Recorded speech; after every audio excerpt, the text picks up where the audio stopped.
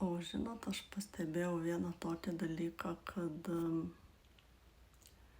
manau, ar jūs pastebėjot, kad dabar labai plačiai yra kalbama apie astrologiją.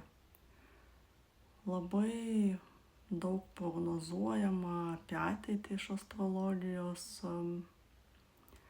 Trumpiau pasakius, yra buriama iš astrologijos.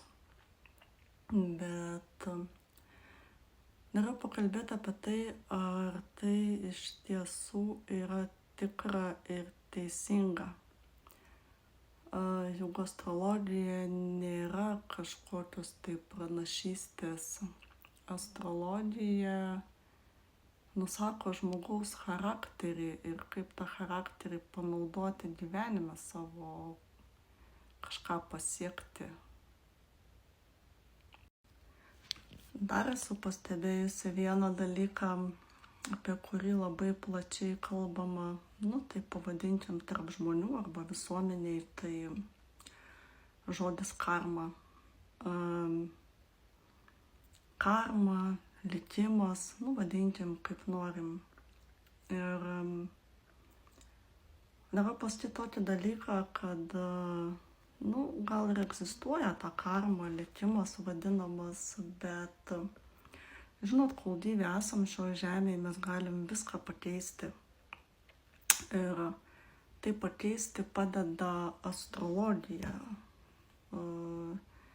Reikia tik tai pasigilinti į savo charakterį, į savo minusus. Juk būtent mūsų minusuose ir yra visa sėkmė, sielos kelias, tai pavadinkim.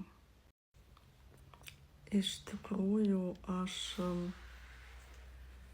labai sunkiai prisiverčiau čionais šnekėti apie astrologiją, apie tuos kitus dvasinius tokius dalykus.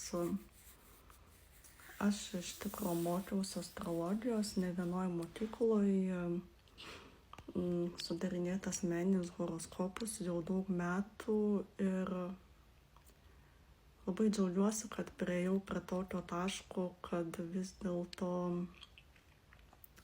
astrologija man netapo būrimo įrankių, o tiesiog dirbau su savim dėka astrologijos, su savo charakteriu buvo labai labai sunku.